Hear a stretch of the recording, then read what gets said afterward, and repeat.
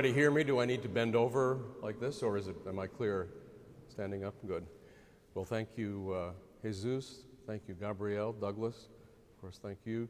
What a place to be in. What an honor it's been for us to be here, to speak in this room where the Dominicans met and, as Jesus explained to me, presented their papers before they went public with them to their fellow Dominicans.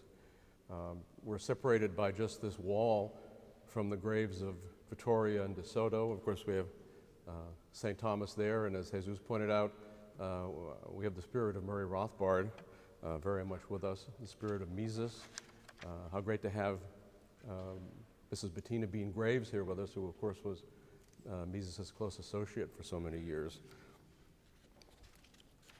The subject of the Middle Ages highlights the huge gulf that separates scholarly from popular opinion.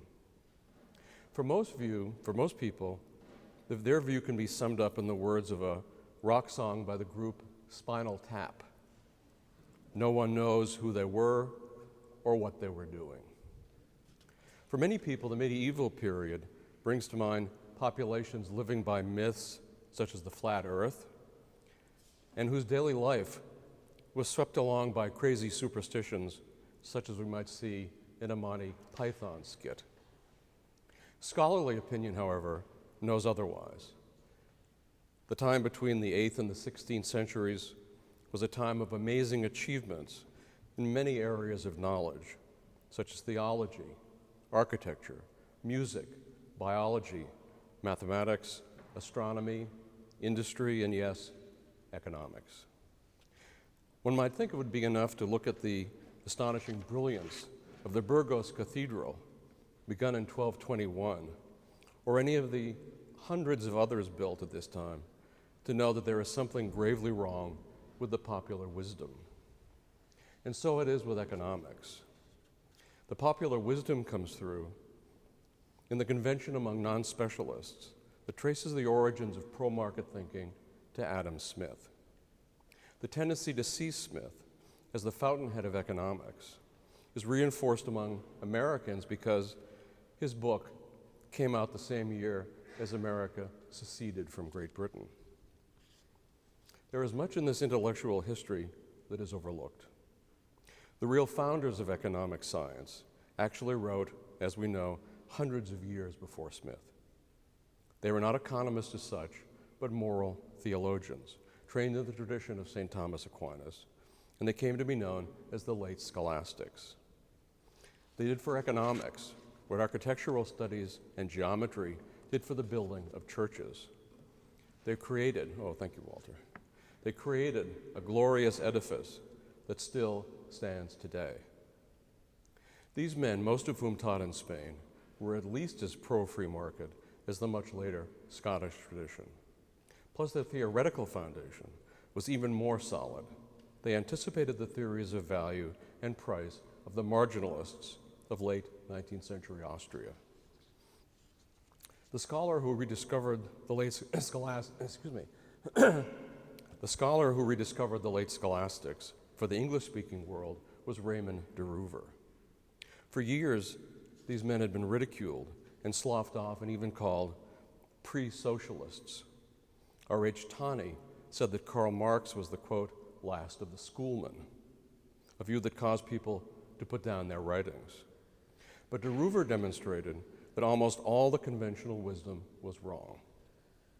Joseph Schumpeter gave the late Scholastics a huge boost with his posthumously published 1954 book, History of Economic Analysis. It is they, he wrote, who come nearer than does any other group to having been the founders of scientific economics.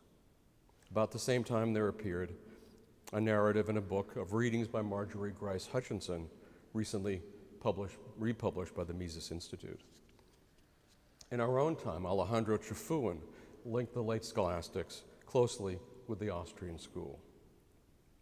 In the fullest and most important treatment to date, Marian Rothbard's An Austrian Perspective on the History of Economic Thought presents the extraordinarily wide range of late Scholastic thought and offers an explanation for the widespread misinterpretation of the school of Salamanca, plus an overarching framework of the intersection between economics and religion from St. Thomas through the mid-19th century. What emerges from this growing literature is an awareness that the Middle Ages were the founding period of economics. Recall the opening words of Mises' own Human Action. Economics, he said, is the youngest of all the sciences. And what did economics contribute? Mises explains that economics discovered a regularity in the sequence and interdependence of market phenomena. In so doing, it conveyed a knowledge which could be regarded as not logic, not mathematics, not psychology, not physics, not biology. Let me pause here with some comments on those who outright reject economics as a science. This tendency is not limited to the leftists who embrace the fantasy called socialism, nor to the environmentalists who think that society should be reduced to the status of a hunting and gathering tribe. I'm thinking in particular of a group that we might call conservatives, people who believe that all we need to know about reality and truth is contained in the writings of the ancient philosophers, the church fathers, or some other time-tested source, whereas anything modern, defined as anything written after the latter half of the second millennium of Christianity, is generally seen as suspect. This tendency is widespread on the American right and extends to the Straussians, the right communitarians, the paleoconservatives, and the religious conservatives of the Christian right. There are examples among them all. To seek economic wisdom, they brush aside anything of the last 500 years and return again and again to the writings of the early saints, of Plato and Aristotle, and to words of wisdom from many other revered non-moderns. Now, in these writings, one can discover, of course, great truths. However, it is simply not the case that one can find rigorous economic logic among the ancients. The writings of this period tend to be imbued with a bias against the merchant, a fallacy about the equality of value in exchange, and a general lack of conviction that there exists a persistent logic for understanding the development of the market. Mises was right. The development of economics began much later, and the reason for this is rather straightforward. The appearance of widespread economic opportunity, social mobility driven by material status, the dramatic expansion of the division of labor across many borders, and the building of complex capital structures only began to be observed in the late Middle Ages. It was the appearance of the rudimentary structures of modern capitalism that gave rise to the curiosity about economic science. To put it quite simply, it was in the late Middle Ages that there appeared to be something to study at all. It was in this period on the continent that we began to see what was previously unheard of. Large swaths of the population began to grow rich. Wealth was no longer limited to kings and princes. It was available not only to merchants and bankers. Workers and peasants, too, could increase their standard of living, make choices about where to live, and acquire clothing, furniture, and food once reserved for the nobility. In addition, monetary institutions became increasingly complex, with a variety of exchange rates, pressures to permit the paying and charging of interest, and complex investment transactions making their way into daily life. It was particularly interesting to see wealth being generated in the area of financial services. People who were doing nothing rather than arbitraging exchange rates were growing enormously rich and influential. These were people who, in the words of Saravia de la Calle, seemed to be traveling from fair to fair, from place to place, with nothing but a table and boxes and books, and yet their wealth grew and grew. This gave rise to the scientific question of how this was happening. It also gave rise to the broadest forms of moral questions. What exactly is the status of the merchant in moral theology? How should this form of money-making be regarded by society and by the church? These sorts of questions cried out for answers. Now let us understand a bit more about the scholastic mind as it is shaped in the tradition of St. Thomas. At the root of the Thomist worldview was a conviction that all truth was unified into a single body of thought, and that this truth ultimately pointed to the author of all truth. Insofar as the scientist was seeking truth, the truth he found was necessarily reconcilable with all other existing truth. In this way, the scholastics saw the idea of truth as operating very much like mathematics.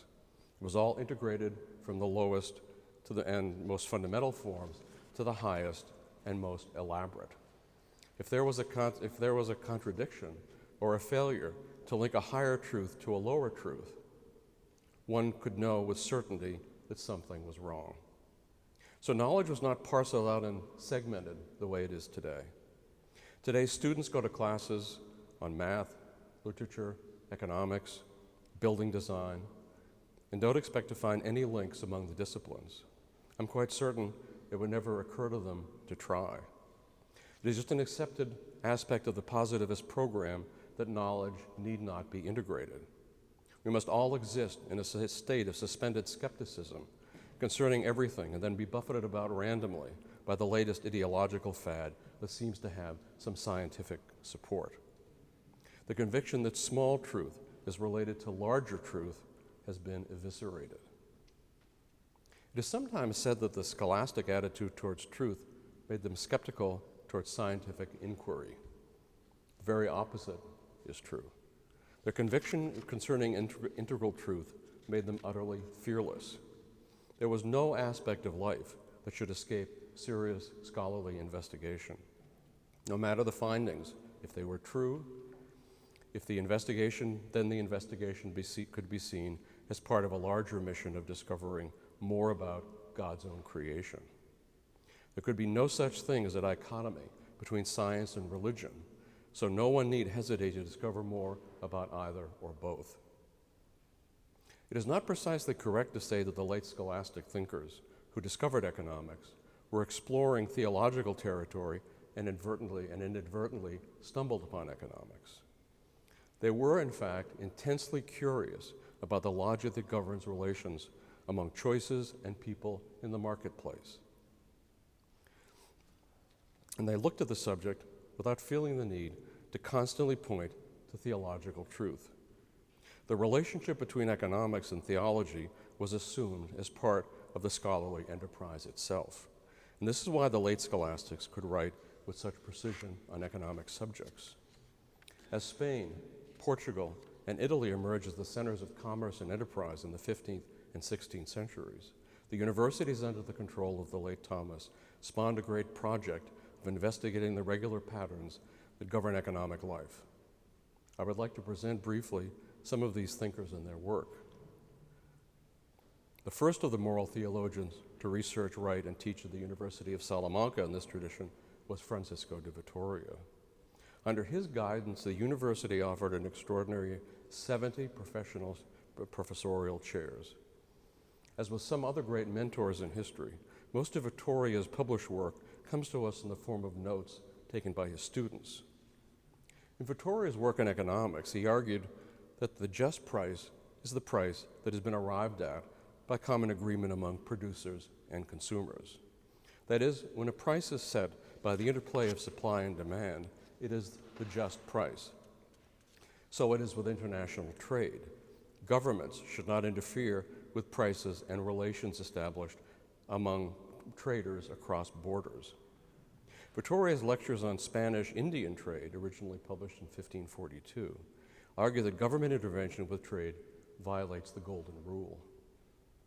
He also made contributions to liberalizing the rule against the charging and paying of interest. And this discussion helped sow a great deal of confusion among theologians on precisely what constituted so-called usury, and this confusion was highly welcomed by entrepreneurs.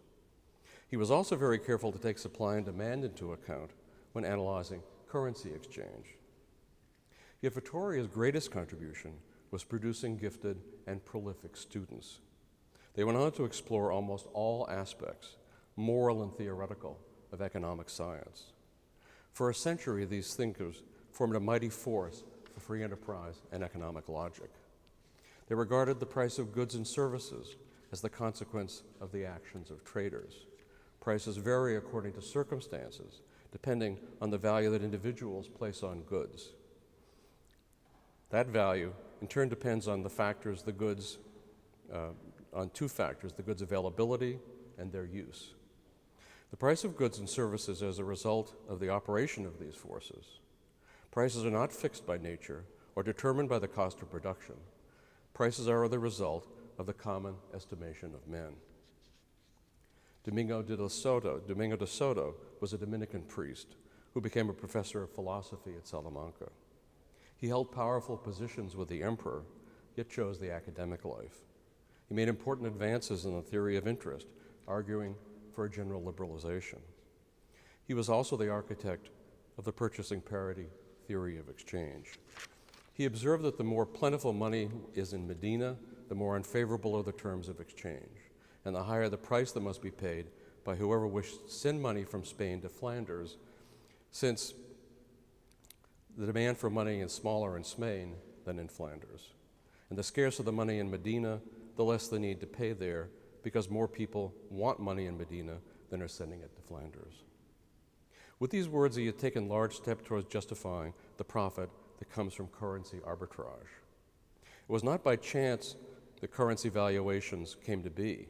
They reflect certain facts on the ground and the choices of people in light of real scarcities. He concludes that it is lawful to exchange money for one price in one place for money in another place. It is moral to receive a smaller sum in a place where money is scarce in exchange for a larger where it is abundant. Another Vittoria student was Martin de Azpilicueta Navarros, a Dominican friar, the most prominent canon lawyer of his day, and eventually the advisor to 3 successive popes. Navarros was the first economic thinker to state clearly and unequivocally that government price fixing is wrong. When goods are plentiful, there is no need for a maximum price. When they are not, price controls do more harm than good. In a manual on moral theology, Navarros pointed out that it is not a sin to sell goods at a higher price than the official when it is agreed to among all parties.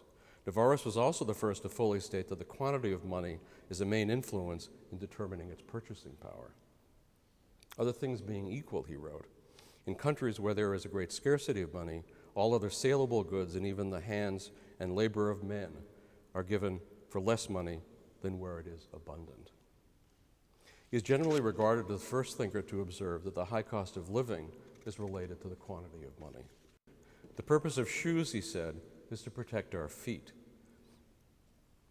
Is that coming through clearly? Oh, good. Purpose of shoes is to protect our feet, but that doesn't mean they shouldn't be traded at a profit. In his view, it would be a terrible mistake to shut down foreign exchange markets, as some people were urging at the time. The result, he said, would be to plunge the realm into poverty. The greatest student of Navarros's was Diego de Covarrubias y Llewellyn, considered the best jurist in Spain since Vittoria. The emperor made him Chancellor of Castile, and he eventually became the Bishop of Segovia. His book, Variarum, was the clearest explanation on the source of economic value to date. The value of an article, he said, does not depend on its essential nature, but on the estimation of men, even if that estimation is foolish. For this reason, the justness of a price is not dictated by how much the item costs or how much labor went into acquiring it. All that matters is what the common market value is at the place and at the time when it is sold. Prices fall when buyers are few and rise when there are many bidders for the same item. It seems like a simple point, but it was missed by economists for centuries until the Austrian school rediscovered the subjective theory of value and incorporated it into microeconomics. Like all these Spanish theorists, Covarrubias believed that individual owners of property had inviolable rights to that property. One of the many controversies at the time is whether plants that produce medicines ought to belong to the community. Those who said they should pointed out that the medicine was not a result of human labor or human skill. But Covarrubias said that everything that grows on a plot of land belongs to the owner of that land. That owner is even entitled, he said, to withhold valuable medicine from the market, and it is a violation of the natural law to force him to sell. Another great economist in the Victoria line of thinkers was Luis de Molina, among the first of the Jesuits to think about theoretical economic topics. Though devoted to the Salamancan school and its achievements, Molina taught in Portugal at the University of Coimbra. He was the author of a 5-volume treatise. His contributions to law, economics, and sociology were enormous, and his treatise went through many editions. Among all the pro-free market thinkers of his generation, Molina was the most consistent in his view of economic value. Like the other late scholastics, he agreed that goods are not valued according to their nobility or perfection, but according to their ability to serve human utility. But he provided this compelling example. Rats, according to their nature, are more noble, that is, higher up in the hierarchy of creation than wheat. But rats are not esteemed or appreciated by men because they are of no utility whatsoever. Of course, PETA was not around in those days to protest that point. The use value of a particular good is not fixed between people or with the passage of time. It changes according to individual valuations and availability. This theory also explains peculiar aspects of luxury goods. For example, why would a pearl, which can only be used to decorate, be more expensive than grain, wheat, wine, or horses? It appears that all these things are far more useful than a pearl, and they are certainly more noble. As Molina explained, valuation is done by individuals, and we can conclude that the just price for a pearl depends on the fact that some men want to grant it value as an object of decoration. Molina understood the crucial importance of free-floating prices and their relationship to enterprise. Partly this was due to his extensive travels and interviews with merchants of all sorts. When a good is sold in a certain region or place at a certain price, he observed, so long as it was without fraud or monopoly or any foul play, then that price should be held as a rule and measure to judge the justness of the price of said good in that region and at that time and in that place. If the government tries to set a price that is higher or lower, then it would be deeply unjust. Molina was also the first to show why it is that retail prices are higher than wholesale prices, that consumers buy in smaller quantities and are willing to pay more for incremental amounts. The most sophisticated writings of Molina concern money and credit. Like Navarrese before him, he understood the relationship of money to prices and knew that inflation resulted from a higher money supply. Just as the abundance of goods causes prices to fall, he writes, specifying that this assumes the quantity of money and number of merchants remains the same, so too does an abundance of money cause prices to rise, specifying the quantity of goods and number of merchants remain the same. He even went further to point out that how wages, income, and even dowries eventually rise in the same proportion to which the money supply increases. He used this framework to push out the accepted boundaries of charging interest, or so-called usury, a major sticking point for most of the economists of the period. He argued that it should be permissible to charge interest on any loan involving an investment of capital, even when the return does not materialize. Molina's defense of private property rested on the belief that property is secured in the commandment, "Thou shalt not steal." But he went beyond his contemporaries by making strong practical arguments as well. When property is held in common, he said, it won't be taken care of and people will fight to consume it. Far from promoting the public good, when property is not divided, the strong people in the group will take advantage of the weak by monopolizing and consuming all resources. Like Aristotle, Molina also thought that common ownership of property would guarantee the end of liberality and charity. But he went further to argue that alms must come from private goods and not from common ones. In most writings on ethics and sin today, different standards apply to government than to individuals, but not in the writings of Molina. He argued that the king can, as king, commit a variety of mortal sins. For example, if the king grants a monopoly privilege to some, he violates the consumer's rights to buy from the cheapest seller.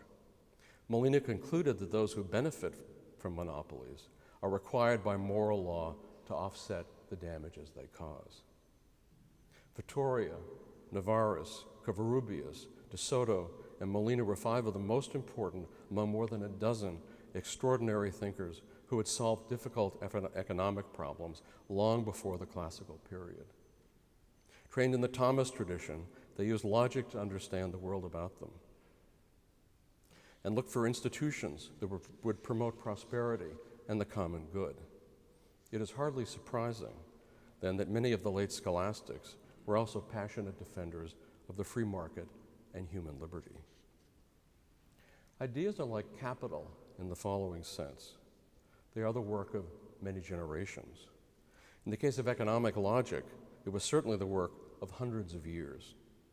Once understood, economics becomes part of the way we think about the world. If we don't understand it, many aspects of the way the world works continue to elude our vision and grasp. It is striking how much of the knowledge of the late scholastics became lost, at least in the English-speaking world, over the centuries. Britain, of course, remains something of an isolated outpost in this area due to language and geography. But the continental tradition developed apace. In particular, it came to be developed in France in the 18th and 19th centuries. But it is striking that the major resurgence of the scholastic tradition came out of Austria in the late 19th century, a country that had avoided a revolutionary political or theological upheaval. If we look at Menger's own teachers, we find successors to the scholastic tradition. Mises wrote that economics is a new science, and he was right about that, but it is no less true for being so. Those who obstinately avoid its teachings, whether on the left or the right, are only denying themselves a pipeline to truth, and they are actively in denial of reality. This is no basis for recommending any way forward. As for the modern economists, who are stuck in the positivist planning mode, they too have much to learn from the School of Salamanca, the members of which would not have been fooled by the fallacies that dominate modern economic theory and policy. If only our modern understanding could arrive once again at the high road paved for us more than 400 years ago. Just as the cathedrals of old retained their integrity as structures of beauty and stability, the Austrian school, as descendant of the ideas of Salamanca, remains with us to speak an integrated truth regardless of the intellectual fashions of the day. Thank you.